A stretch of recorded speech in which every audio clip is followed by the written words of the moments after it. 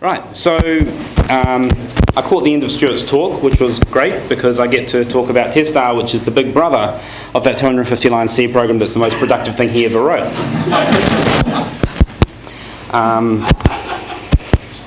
So testr is a test runner. Clark Borman, I think, first coined this description of it, and it's actually really, really apt. So testr takes a test suite you've got and runs it. But it gives you introspection, it gives you test selection, it gives you a bunch of really, really useful features, and you don't have to rewrite that every time you change language. Because it's built on top of subunit. It's got a language neutral description of what tests went on. I got tired of rewriting the same thing in different languages. So that's what inspired me to get writing on testr. I will apologise, I may end this early and take a lot of questions, or I may go all the way through till tomorrow morning. We'll find out. It's a Python program, it's up on PyPy, it's easy to download, and it's got documentation. Documentation for users, not documentation that I wrote while I was asleep one night. And I already touched on why, but possibly a deeper angle on that is that from a testing perspective, there's not a lot of tooling out there. There's a lot of siloed things like nose tests, things like ctestr, Google have a test runner. Everyone has got the same basic problem that they're solving, redone and redone and redone. And things like tap and subunit give us the potential to take that up a step and start doing really interesting things like talking about how often tests fail, how long they take. Well, that's kind of obvious, but how much I/O contention do you get between two different tests? We have people, QA engineers, that sit down and write ad hoc scripts to gather this data. Why isn't that something I can just apt-get install or pip install and use everywhere? And testr is not finished by a long ways. It's mature, it's very, very usable, but there's a lot of data mining isn't done yet. Subunit is did you guys get told what subunit is in any sort of detail by the previous talk? No? Alright. Subunit is a streaming protocol to report on tests. So it tells you that a test ran, when it ran, what its name was, and did it pass or fail, and diagnostic information about this. So log files, screen dumps, copies of databases that were corrupted can all be bundled into the same stream and handed from your test runner to testr. And I think I have right. This is what subunit stuff looks like. Very simple, human readable. Timestamp, a test name, how long by giving you, subtract 2 times and you get a time difference. Some tags, this tells us that it was run on worker 0, and it errored. So we get a multi-part just HTTP, embedded in the stream. This is what went on. This is the multiple attachments. You can see there's a standard error attachment about halfway down the screen, a logging attachment near the top. Standard out had nothing in it, and the actual traceback of the error that occurred. Anything that's not recognised as subunit just gets passed straight through by the subunit parser. So if you've got print statements, they just come out the far end. It can be a bit annoying if that misfires, but the really nice thing about it is that you can embed subunit output in your normal build tool. So you can run something that generates subunit from the middle of CMake or the middle of make, and it will broadly just work. It won't just work if you're doing parallel within your build environment. You need to do that outside of it. Here's a question. Is there actually a decent spec for subunit up on the list? Because I kept on looking at Would an eBNF be sufficient? Sorry, I didn't mean that nastily. Yes, there is an eBNF for it in the source tree, in the top level source tree README. That describes it, and no, I don't think anyone's taken that and said here's a programmatically generated parser for it based on it. But as far as I know, it's completely in sync with the de facto parser that's in the main Python library. I just couldn't find a good, easy, a nice, easy to look at. Here's the keywords, here what they mean. But hang on, I just, We should come back to that questions. I'll dig up the link and we can talk about it, or maybe after the talk. But that's, yeah, that I believe that exists. And when I say it's a kind of simple thing, this is a fully functional configuration file for testr. The test command says this is the test runner, so this is running the Python subunit outputting test runner. Discover dot, just, you know, automatically look in the current directory for tests and all the directories under it. And that's a standard Python test runner facility. It's not specific to testr.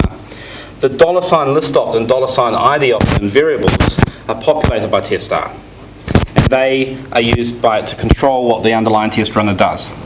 The test ID option is just a one-line template that says this is how you specify that you want to load a specific list of tests.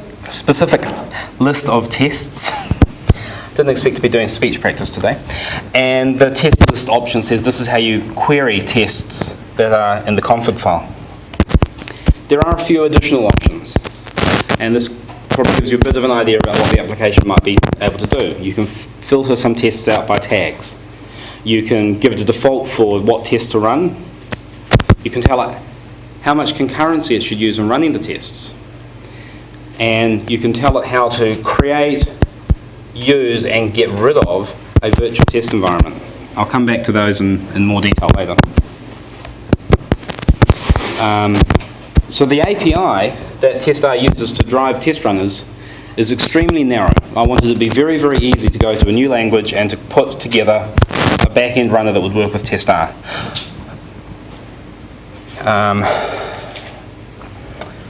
Because testr's ability to query what's going on will let it go and do parallelization for you. So this is an example of it using that narrow API. If you run testr run -- parallel, the first thing testr does is queries exactly what tests would be run.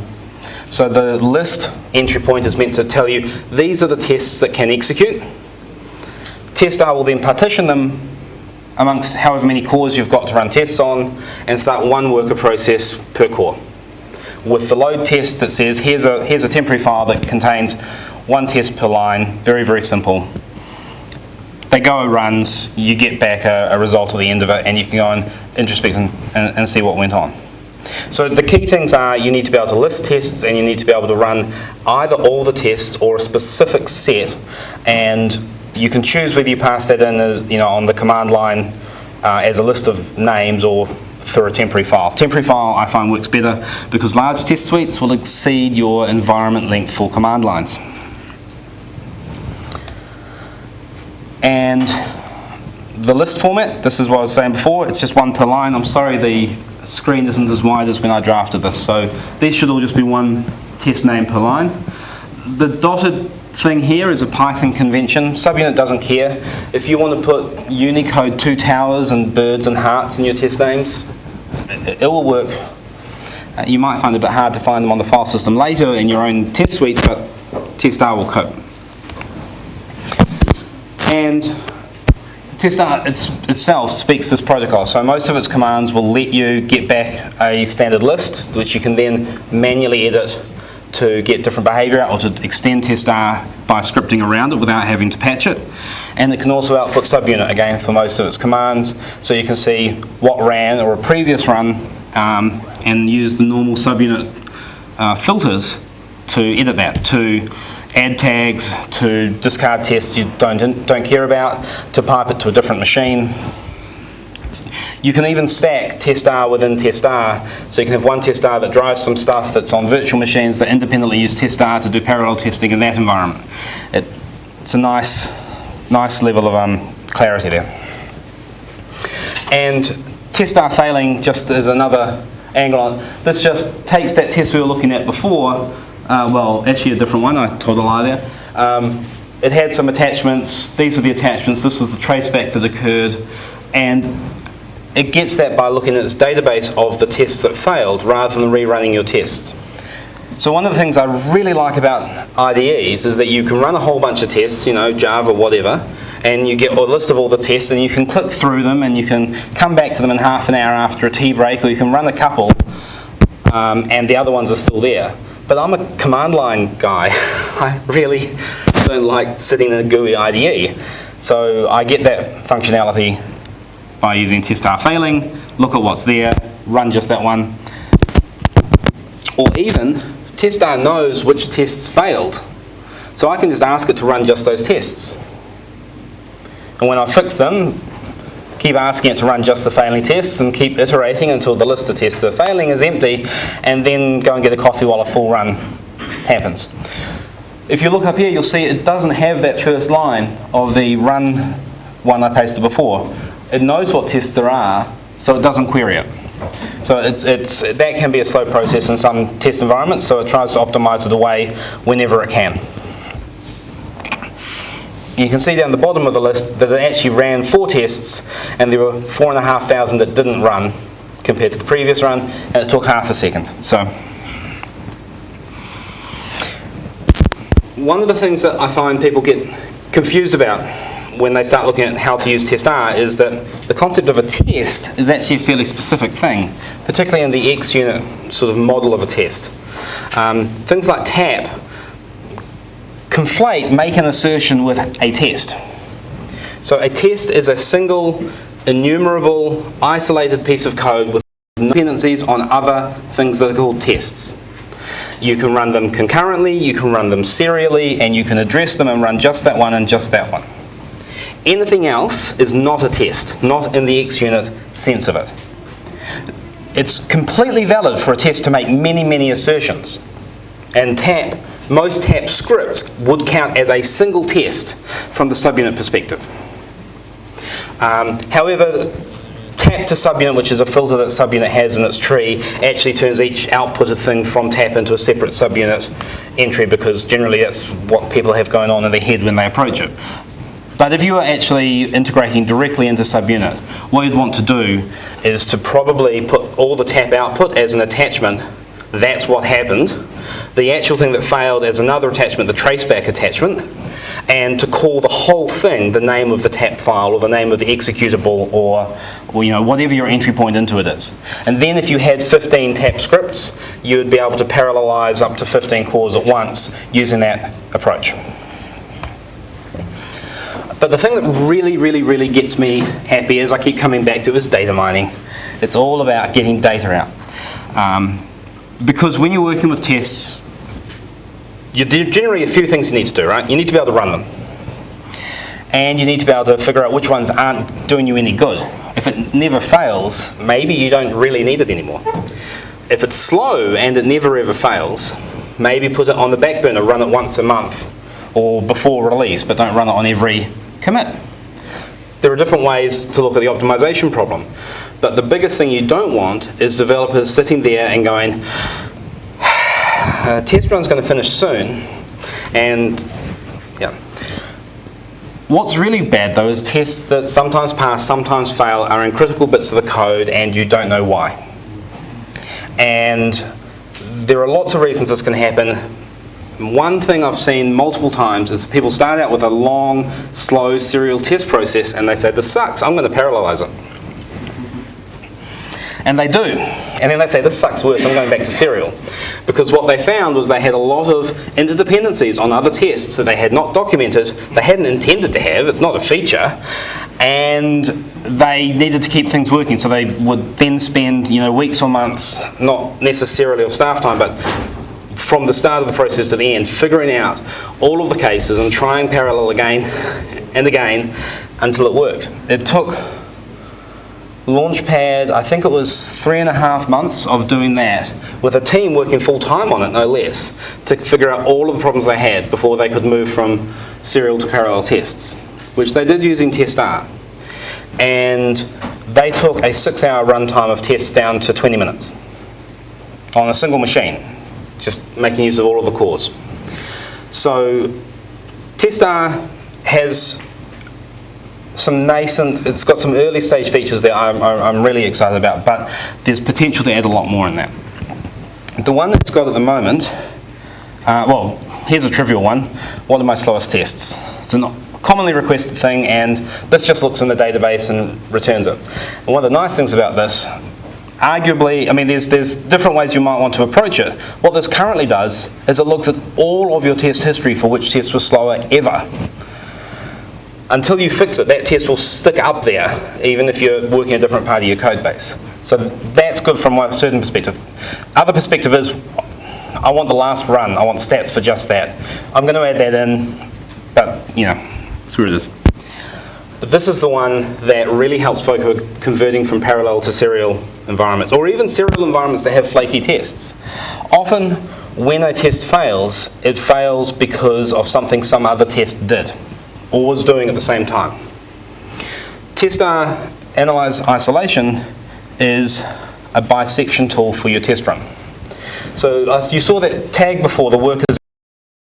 Testr parallelizes, each separate worker is tagged separately. So if you've got 4 workers, you get worker 0, 1, 2, and 3. If you get some failures, they might be true failures, and that every time you run the test it will fail. So we run all the failures individually. If they still fail, it's not spurious. Fix your damn test. It's simple. It's no confusion. It's just a bad patch that came in. Everything else, one at a time, take all of the tests that ran before that failing test, the one that passed when you ran it on its own, and run that first half plus that one test. If it passes, that's not what caused your spurious failure, assuming it's just a 2-test interaction, in case anyone was thinking through the logic. And you keep repeating until you have just one test that ran before it and it fails, or you find that you can't reproduce the problem. Now, if you can't reproduce the problem, there are 2 obvious big causes. One, you might have a 3 or more test interaction, and it's possible to write the code to go back and repeat that. I haven't done it yet. Patch is accepted. The other possibility is that you have a cross-process interaction, so you need 2 tests running at the same time to reproduce this. And we've got the data to do that. I haven't written the code, but it's fairly straightforward. We know what tests were running by the timestamps from the other test streams. So we should be able to just, you know, spin a few times, repeating that combination, and see if we can trigger it. Of course, then you might get a 2 test in one stream plus concurrent tests from another interaction. At a certain point, I'm going to let people read their own code and figure out their own problems. But I have personally been saved a lot of time with analyze isolation. I have seen the conversion that OpenStack's going through at the moment to parallel save a lot of time in diagnosing these things, finding hidden dependencies between tests by using it. I suspect, I have no data, I'd love data, but I suspect that something like 99.9% of spurious failures are either just timing race conditions on busy machines or 2 test interactions. Well, they might be caused by any one of a whole bunch of other tests, but you only need one of those other tests to trigger the failure. You've got a helper that doesn't reset stuff at the end of a test, that sort of thing. And this is frankly way cool.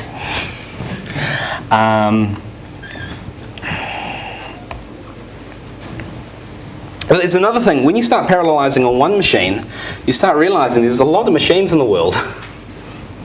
So testr has an API that lets it describe multiple test environments. It doesn't care what a test environment is. It's an abstract concept. It's something that you can ask for. You can ask for 5 or 10 or however many you want to. By size, I mean how many concurrent test runners testr is going to execute. So you configure it. You say, I want you to run 30 concurrent runners. It will then say to your helper, give me 30 labels that each one identifies a test environment. And it will then say, hey, in this label execute this command. And that is a back-end runner. It's triggered off that run. And if you've implemented this API on top of OpenStack, for example, you might be running up 30 instances in the cloud, small ones with 1 CPU each, just enough resources to run your test suite and branch your code into that. And then it will go and blat out horizontally across that. Or you might cache those instances. You might spin them up in advance and just have the create call from testr, allocate them and put a lock on them so no one else tries to use them at that point. And then the execute is just SSH to the machine and run this thing inside the code there. Or maybe rsync your code in with the current patch. You know, you can see the shape of the thing. It's a very small amount of glue that you need to do. And when it's finished, testr will thoughtfully say, hey, I'm done with these. At which point you can shut them down, put them back in the pool. I use this locally with LXC. So I've got LXC of older versions of Ubuntu that I want to support. I just say, okay, run my tests on this old version by swapping in one of these environments. And I suspect I'm going to be finishing early rather than late, which is fine. Any questions so far? Nope. Yes. What's the best Python requirements for it? For testr, 2.6. 2.6. 2.6. But note that with the test environments thing, you don't need testr on that remote machine. It calculates the command that will be run. And if you can SSH into that machine and run that command, there's no Python involved at all. So all you need to be able to do is say that your coordinator, the desktop workstation or the Jenkins machine, depending on whether you're doing it interactively or for CI, has Python 2.6. It's not a hard requirement these days. The other thing, obviously Jenkins integration, you can spit out JUnit XML using the subunit to JUnit XML plugin and get all your pretty graphs and so on. The thing one of the things I like with testr with the data mining is that, again, you're keeping a record of all the tests that ran ever. So your ability to go back and look at past performance is substantial, and I think this is a much better API for doing it than Jenkins. Jenkins, you're dealing with writing a whole bunch of Java to do your analysis. This, you've got a whole bunch of files on disk with a small command line interface to query them any way you want. It is pretty much 10 lines of shell and some awk to do pretty much any query on the dataset. One of the Jenkins ones, you can just simply do XPath stuff for various XML files, which is a little bit annoying, but it's pretty simple. Yeah. I'm wondering, could you just throw subunit at this already? So get something else that was running it. You can just say import this subunit. To testr? Yeah. Yeah. So testr has an underlying command, testr load, pipe whatever it is that generates subunit through testr load, and it will create a test run containing the contents of that stream. Excellent. If you have the ability to pass additional file descriptors in, you can also give it parallel. That perhaps needs a little bit of glue to hook up properly because no one's tried to do it. But the internals of testr run -- parallel are create multiple threads in Python. It's not doing any complex work, so we don't care about Python's performance from a threading point of view, and attach each thread to testr load with a separate file descriptor for that back end, and it then takes the file descriptor, wraps it up in a subunit parser, multiplexes them into one stream and writes that down to disk. So I was just thinking that, existing I get subunits spat out for each job, but if I could just all splat it in and run an analysis on it, it means I don't have to worry about changing anything. Yep, absolutely. You can do that. The parallel, sorry, yes, questions for what we've done so far. Absolutely. So you're saying that you want to capture everything. Can you upload that somewhere so that you get more than your own test running, or is there any plans to do that type of thing? Yeah, absolutely. Future plans. I'll come back to that. There is a Samba repository implementation in the tree already, which can talk to the Samba test farm and pull down that, so you can query that with testr. But the UI doesn't let you glue the two together. So Yelmer has got something arcane and magical in his local tree that lets him use it. But we would both like to make that considerably better.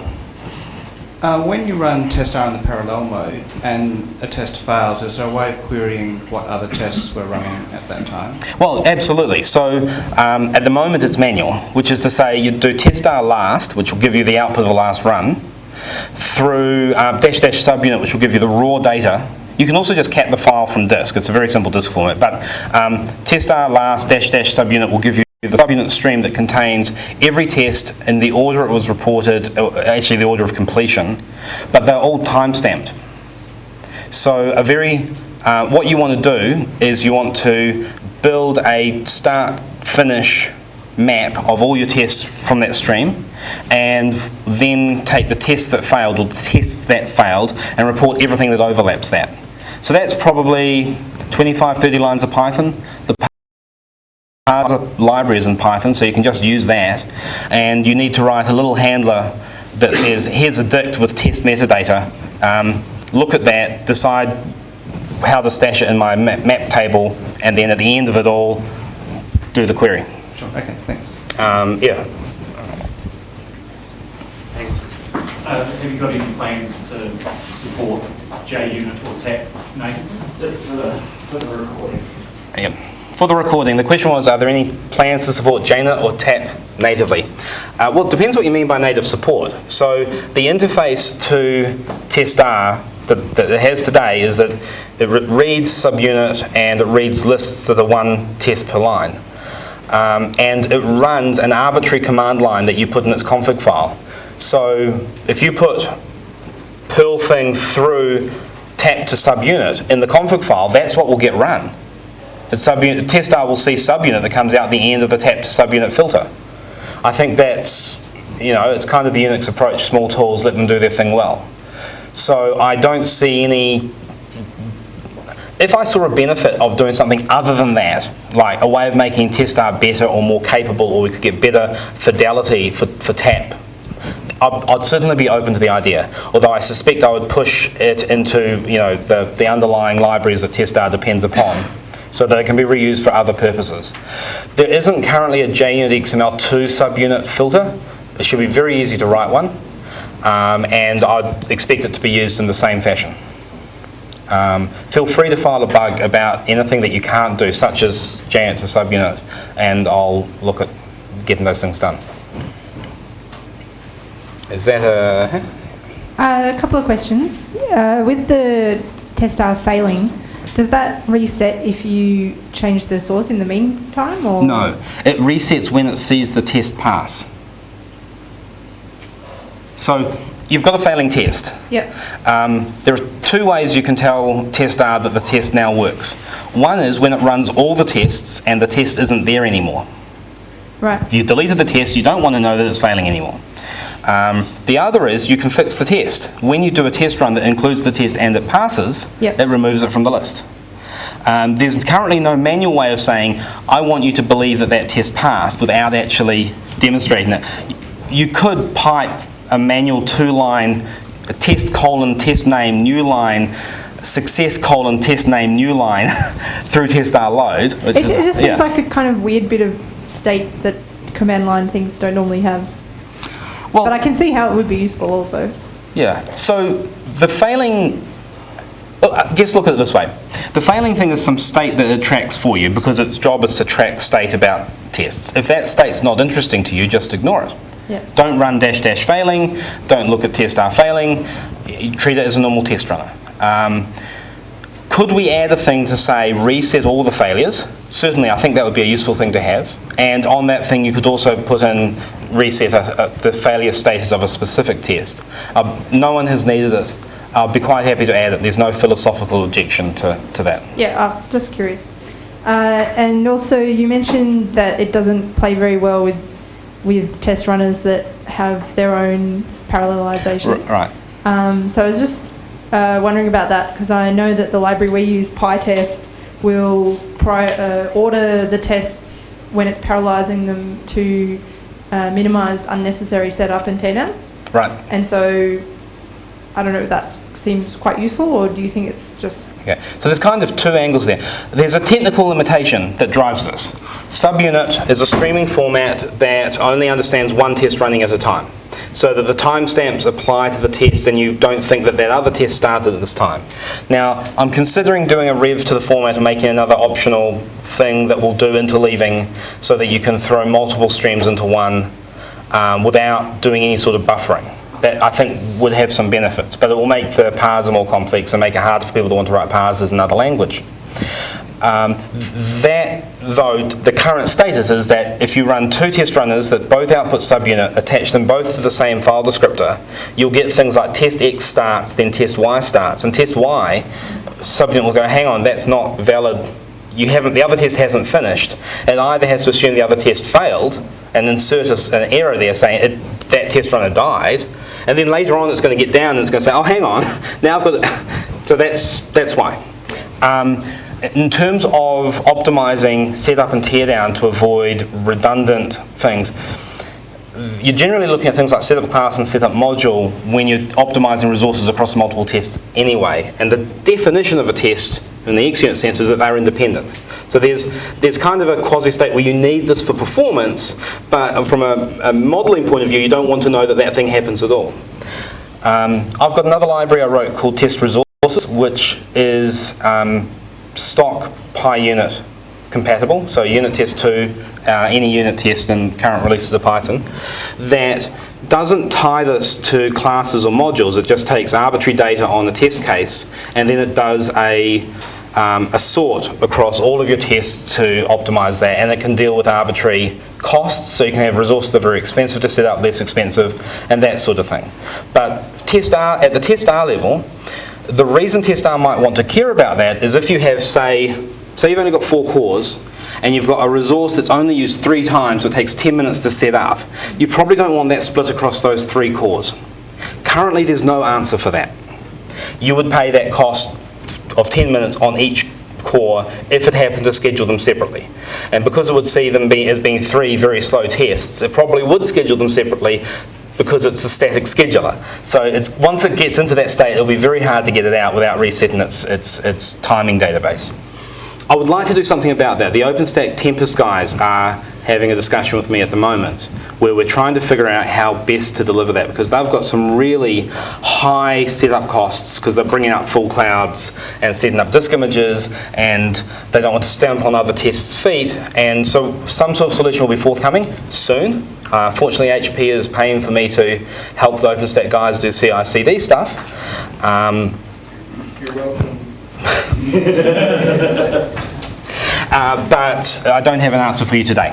I think the key thing I'm looking for is to find a small lean API that will let us do it well, let people implement the metadata for it in their own test runner easily, and not be a burden or a pain for people that want to do things like testr in other environments. So something that people could adopt happily.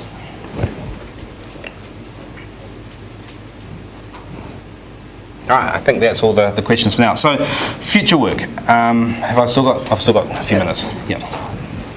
So, as I mentioned before, testr currently has a static scheduler. So, it builds a database of how long every test took to run, and it updates that as tests run. And when you tell it to run in parallel, it just fills the buckets from the most expensive test to the least expensive test.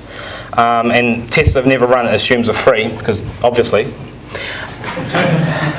And just, whatever bucket's got the most time available, it puts the next test in that bucket. It's not correct, but it's good enough for most people most of the time, particularly when you're first stepping from serial to parallel. It's very hard to actually get things to be worse, no matter how crude your scheduling algorithm is. What I would like to do is to move to an online scheduling system where it asks less tests to run at a time, and has some way of saying to a test runner that's already paid its startup cost, here's some more tests to run. I want to avoid having expensive test runners have to be re-invoked many, many times, and I'm debating and ideas from the floor and from anywhere else are absolutely welcome, how best to do this, what the engineering trade-offs should look like for it. If we can get to the point where we can do online scheduling though, we can then do things like starting up a whole bunch of instances like that narrow test environment API I described before, and as soon as one of them becomes available to do stuff, start scheduling tests onto it, and when the other ones are ready, start giving them tests. And it will let us deal with test environments that have different CPUs, or some might run tests twice as fast as other ones. I've got better hardware, newer hardware. An online scheduler will take care of that naturally. It will just dispatch a small enough fraction that the one that is slow doesn't get asked to run anymore, and the other ones have finished. At the moment, this is all, you have to manually tune it. I don't like that. As I said before, identifying isolation issues is, I think, kind of the thing you spend a lot of time on when you're dealing with parallel testing. I'd like to get the automation, what other tests were running when this one failed, 3, 4, 5-way interactions done. There's some non-polynomial stuff in there. It gets very expensive to look for lots and lots of different permutations. So I'm looking for one of those shortcut algorithms that gives you a reasonably good answer. It might not be perfect, but it's as soon as we can get the probability that you're going to run into something that doesn't work with it low enough, I don't care anymore. Right? This isn't academic research, this is engineering. And I'd like to make it really, really easy to say, hey, show me the tests that fail sporadically, show me the tests that are really slow every now and then. Show me the tests that have most recently been added to the code base. Show me the tests that fail in combination with other code changes. So there's a whole bunch of really interesting data mining questions that I think we've got the data to get at. And question? So if you're working on different branches, say an older version of a project and leading edge, and you have different tests, I'm just curious where the data gets stored. Is it under the project name in the global database? So you don't want to overwrite basically your head data with old stuff and vice versa. Yep. So the question is, if you're dealing with multiple branches and you've got a single workspace, does test repository keep the data about each branch separate? Can you tell that tip did this and the last stable release did that when you start looking at data mining? And the answer is at the moment no. You could have a symlink that you switch when you switch branches and just point that at a different test repository for each branch. But I think it is something we're going to need to get an answer to when we start doing one of the other things I'm interested in, which is having an HTTP repository. Because if I have a big HTTP repository that I can just take a test run that's happening locally and set a copy of it up for other people so they can see what my experience with running your tests is like, or a build farm could run, whole VMs doing completely different environments without having a single central coordinator. In fact, there's a big difference when you've got the Jenkins thing, I've got 10 different test runs I want to do, from parallelizing one run. 10 different runs, they're going to be running the same tests, different contexts. So you want to be able to tag that stuff, make sure it's clear what it is, and bring it back. So one answer to your thing is, have a single .test repository directory, and set a tag, and change the tag that you set when you run the tests, so that you can tell that test was part of head or part of a previous release branch. That wouldn't immediately get you different timing databases or anything, but it certainly then that will give you the metadata, so you could look at how you spread awareness of that deeper into the system. Right now, the way you would tag is you just add through subunit tag name onto the command line that you run, and you'd probably want to do pipe subunit tag instead of saying tag name, you want to say $open bracket git branch, that get back the branch name, and then it'll do it all for you. That's where it's at the moment. I've got 10 minutes of questions you guys need to ask me, or we're going to be leaving way early. Just how's the data stored in a database? In files. The data is stored. So, I have a computer here. Text files. And I have a console that I made nice and large so I could show you guys things without it being a problem. So there are a few files in here. So I'm not just going to list the whole thing, it won't be very useful. But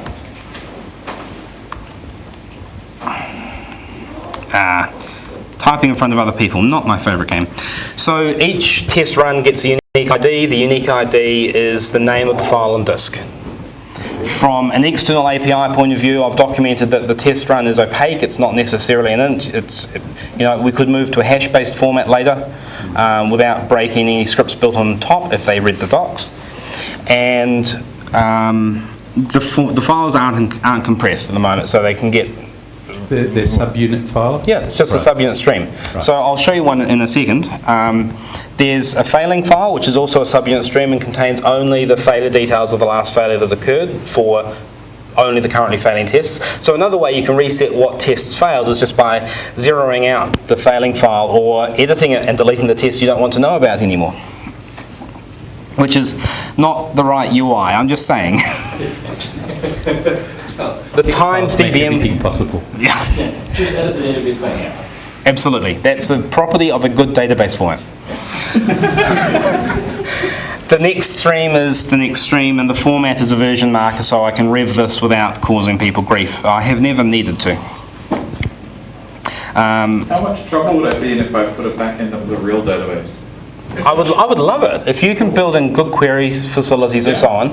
I mean, worst case scenario, then you'd just be able to run straight SQL, so you could be able to demonstrate So, reports or something. yeah, so I've got no objection to databases. In fact, I've been known to do quite a few complex things with databases. I've just never had the need for this thing, and it's like, okay, what do I want from this? I want to be able to run my tests and get reports and figure out what's failing and automate all the things I'm currently doing by hand. So testr grew by me automating everything I did by hand. Writing SQL was never one of the things I did by hand for test tracking. So, and I've never needed a query that was sufficiently slow, even on the data sets I've got on my oldest machines, that I noticed. But yeah, no, absolutely. I don't know if it would be the default format until it had been kind of proven, but... Damn it, second software project this week. And it's day one. You can go to the newbie session. So if we look at that file, the ID map name, there is the subunit stream. So I'm still answering the question from the middle there. That's the content of one of the files. So you can literally take that and pipe it through anything you want. I don't know, subunit to PyUnit. Let's see that as PyUnit tests. Get some stats on it. Yeah. So one of the benefits of it being just plain files is that you can run subunit directly on it. So one of the things I would say is that you probably want in a SQL format to be able to ask it for this ring as subunit for an arbitrary. Yeah. Are we out of time now? No, we're not. Oh yeah, yeah. So right out of the box, what other sort of languages do you support? I mean, if I want to use this on a C program, Yep. So talk into like make check or something. the check C unit runner supports subunit. Yeah, check. And there's a module I wrote that uses a standard C++ unit test unit runner API to output subunit, so you can do C++. And there's shell bindings, so you can do shell. There's at least 2 implementations that I know of, although there's only one in my tree. And there's Perl. Samba has an implementation in C, another implementation in C. We've got the torch one in C, we've got shell bindings.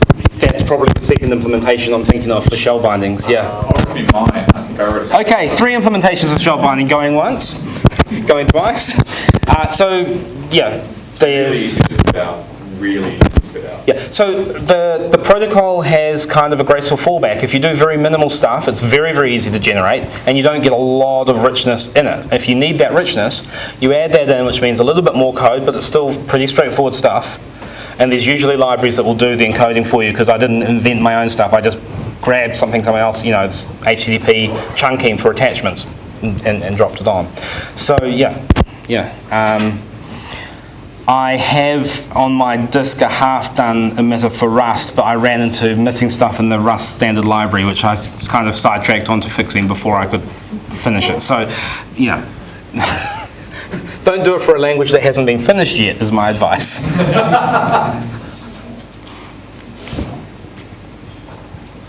Could you change the subunit protocol to say what tests depend on each other, and therefore when you run that special parallel test thing though? Okay, so the question is, would it be possible to change subunit so that it declared, you know, test A depends on test B, and then testr to honour that, so when testr runs test A, it would include test B in that test run?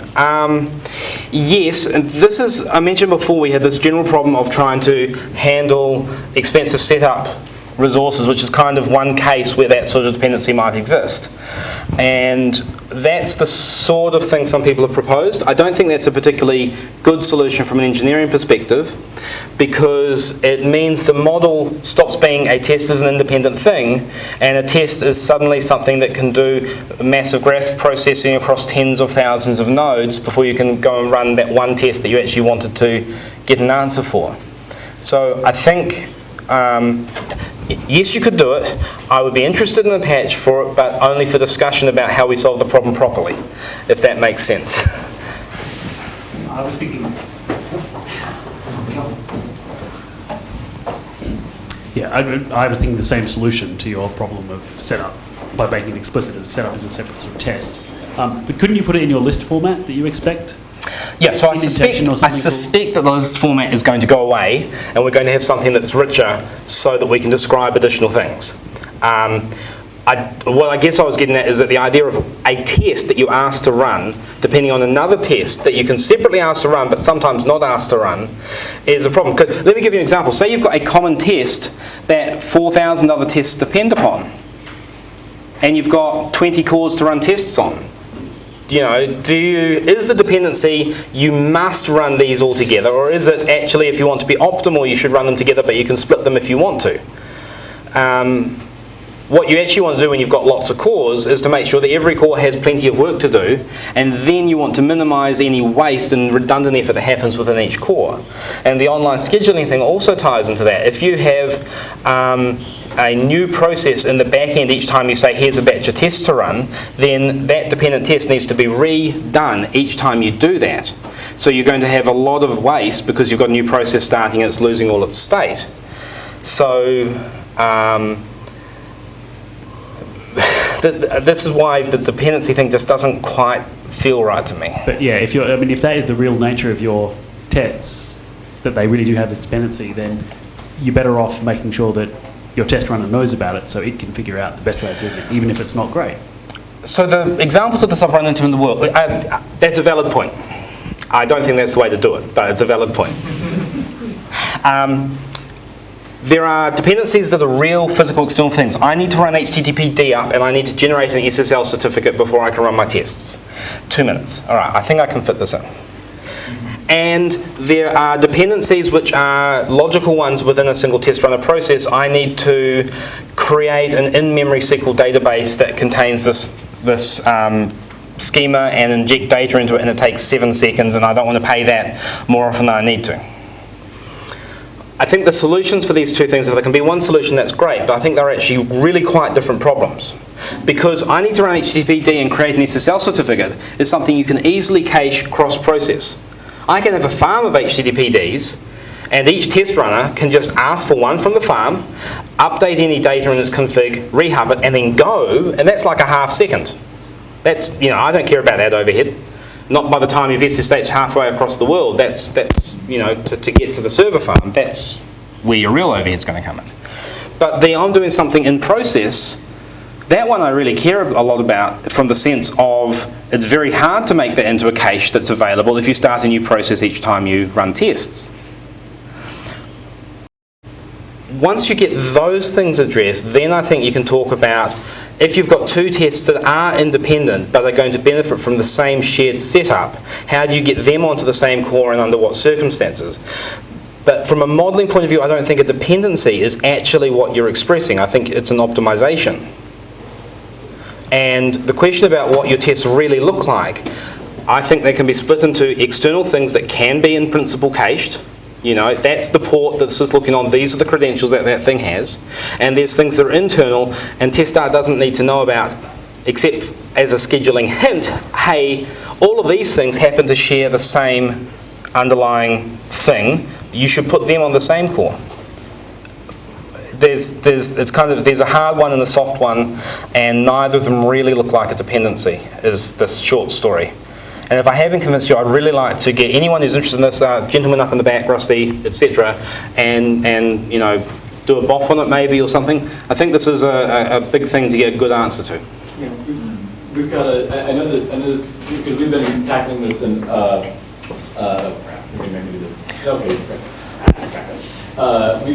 we've been dealing with this. It's be a good thing to buff. Wow, that doesn't really sound like to do anything. We've been dealing with this in OpenStack as well because we've got these ever-growing test suites, and there's the impulse. We've had the impulse from some of our lovely developers from day one to over hyper optimize before they had a problem. So we're unfurling some of those things. But then there are the real ones. There's the I've got all these things need a database setup, and running through 75 SQL Alchemy migrations when you start up the process sucks.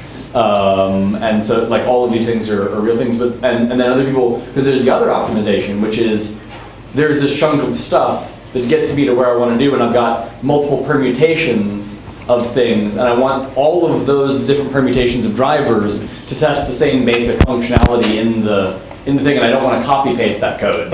And so I've also seen our developers try and express that in a thing that feels more like a dependency rather than because they're trying to save coding time. Yeah. You know, and I think all of those things actually can be modeled into the cleaner model.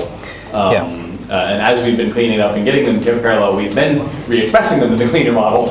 And it's been, we haven't seen a negative downside to doing that other than the work. So. Yeah, but so what you're talking about them on is that you've been running within the current capabilities of testr, and I'm saying there's another step we need to get to. You had a follow-on on this, didn't you?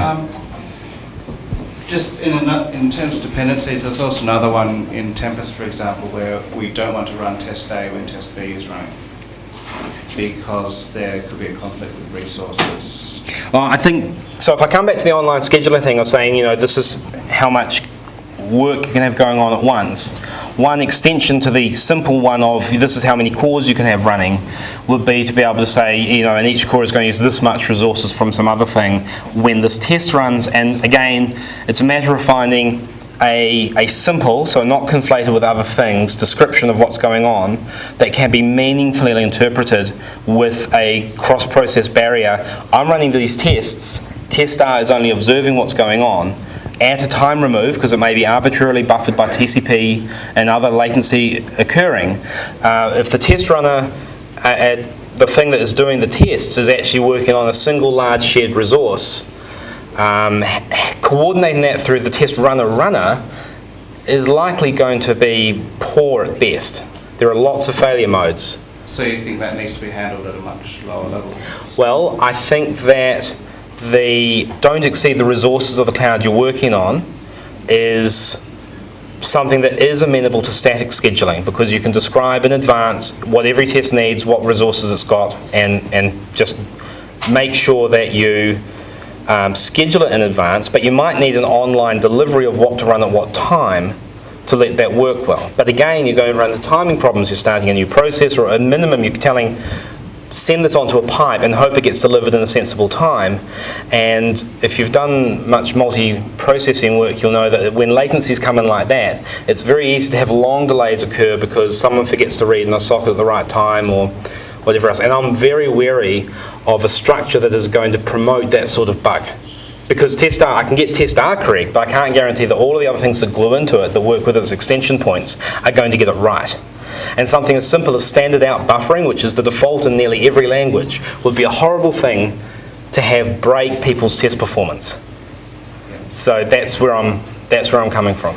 I think this is too involved this is the wrong forum for drilling into it further, I think. Okay, thanks very much. My pleasure.